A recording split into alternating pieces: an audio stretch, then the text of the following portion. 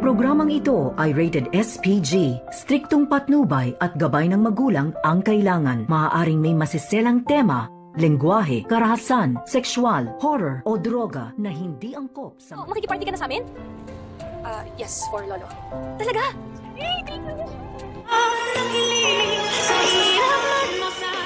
Narito na nga ating abangan ngayong Lunes sa abot kamay na pangarap.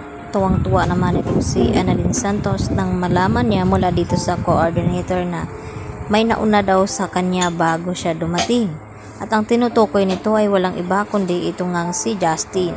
At dito nga nakita ni Annalyn at tinanong itong si Justin na kung ano daw ang ginagawa niya dito sa event.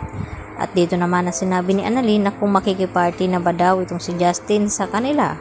At ang sagot naman dito ni Justin kay Annalyn na oo, para daw kay Lolo Pepe. At dito hindi napigilan ni Annalyn ang kanyang sarili na lapitan itong si Justin at yakapin.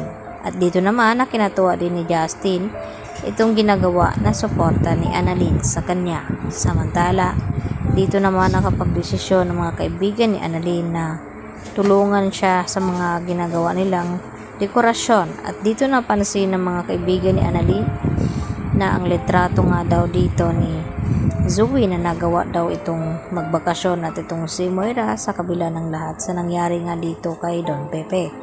At maya-maya nga ipinakita nila Nurse Karen itong larawan na nakita ng mga kaibigan ni Annalyn. At dito naman na tinanong ni Justin itong si Annalyn na okay lang ba sa kanya ang mga ginagawa ni Zoe na kahit ay tinatarayan niya at maldita ito ay nagawa pa rin tanggapin ni Annalyn. At dito sinagot ni Annalyn itong si Justin na kinakailangan daw niyang gawin iyon dahil sa kapatid niya nga daw ito. At dito hinahangaan ng husto ni Justin itong si Annalyn.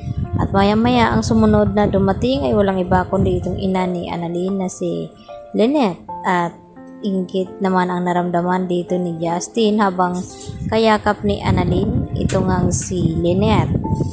At dito niya na naramdaman na sana mayroon din siyang kagaya ng ina ni Annalyn. At dahil dito, bigla din dumating itong si Giselle at hinahabol nga itong si Justin upang makausap niya at makita sa huling sandali dahil nalaman niya na papaalis na nga ito papuntang US. At yun nga ay parang hindi na matuloy ang pag-alis dito ni Justin papuntang US dahil nung nagpaalam itong si Giselle dito kay Justin na aalis na lamang siya ay dito naman pinigilan ni Justin at sinasabihan na mag-usap muna sila at pagbigyan ng kahilingan ng kanyang ina. Samantala, dahil sa pag-aalaga nga ng mga doctors at nurses dito kay Don Pepe, ay hindi nila namalayan na muli ngang nagising na ito at nagkamalay. At dito na ipinatawag ni Don Pepe ang mga pulis upang magbigay ng statement kung sino nga ang kumidap sa kanya at nagtangka sa kanyang buhay. At nagulat itong sina RJ at Giselle nang biglang dumating at nalaman dito sa mga kapulisan na ang may pakana daw ng lahat at ang mastermind ay walang iba kundi itong si Moira at itong si Zoe. At dahil napag-alaman nila na wala itong si Moira sa dati niyang tilhan at pati itong si Zoe dahil nagbabakasyon nga ang mga ito. At dito naman na sinabi ni RJ na gagawin niya ang lahat at pagbayarin itong si Moira at Zoe upang makulong at pagbayaran ang lahat-lahat ng mga ginawa dito sa kanyang ama. At hanggang ganun din naman ang gagawin dito ni Giselle dahil tama nga ang kanyang hinala at kutob na may kinalaman talaga itong si Zoe at itong si Moira dahil hindi naman sila agad-agad na aalis kung wala silang kinalaman.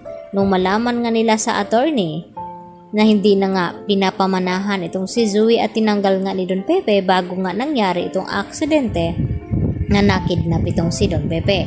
At dahil dito mas tumitindi naman ang pagdududa ni Giselle dito kay Zoe at ganoon din kay Moira. At dito naman sinabi ni Giselle na humanda ang mga ito at huwag magpakasaya dahil kapag nagising na muli ang kanyang ama ay malalaman nila kung ano ang dahilan. Kaya yan ang ating pagkatutukan mamaya mga ludi, dito lamang yan sa abot kamay na pangarap.